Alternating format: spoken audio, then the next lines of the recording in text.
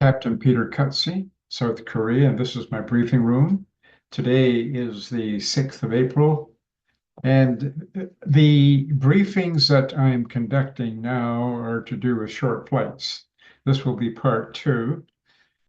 We are in Doha, and the planned flight, as we discussed in the first video, from Doha to Bahrain.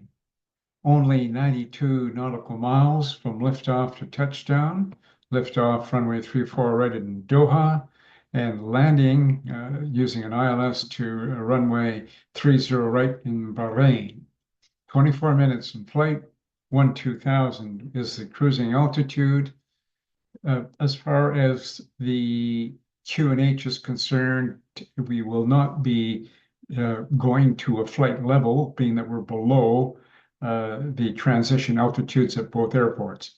So the QNH that we have here in Doha is fine for this airport. So somewhere halfway between, we'll be tuning in the ATIS, getting the information live from Bahrain, and putting on the new QNH. These are all considerations that we must make.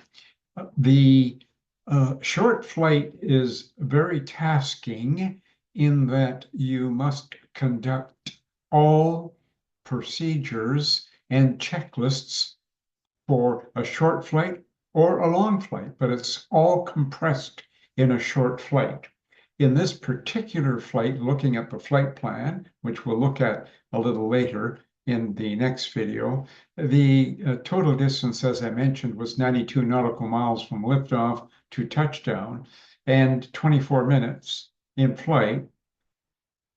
Top a climb to top a descent, 7 minutes only. So you have to consider that you have a descent procedure, an approach procedure to brief on and to do properly. And you've got several things you want to discuss. You've got to get the ATIS and the QNH for Bahrain. So you're limited to in time. So of course, we'll say for this particular series of videos, the captain will be the pilot flying, and the first officer will be the pilot monitoring.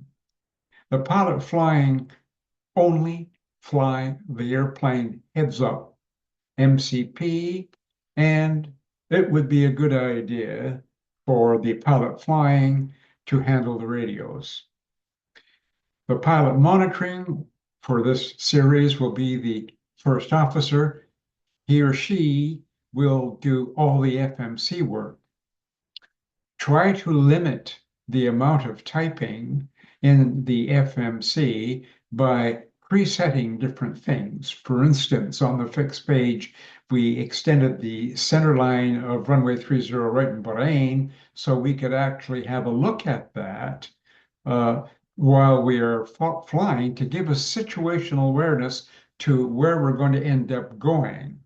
There is no particular star arrival into Bahrain, so it will be probably conducted on radar vectors. So having an extended center line already to the runway that you know is in use because you have the ATIS, and you check the ATIS for Bahrain before departure from Doha. Captain Peter Cutsey, this is my briefing room. The end of part two for short flights. See you in part three.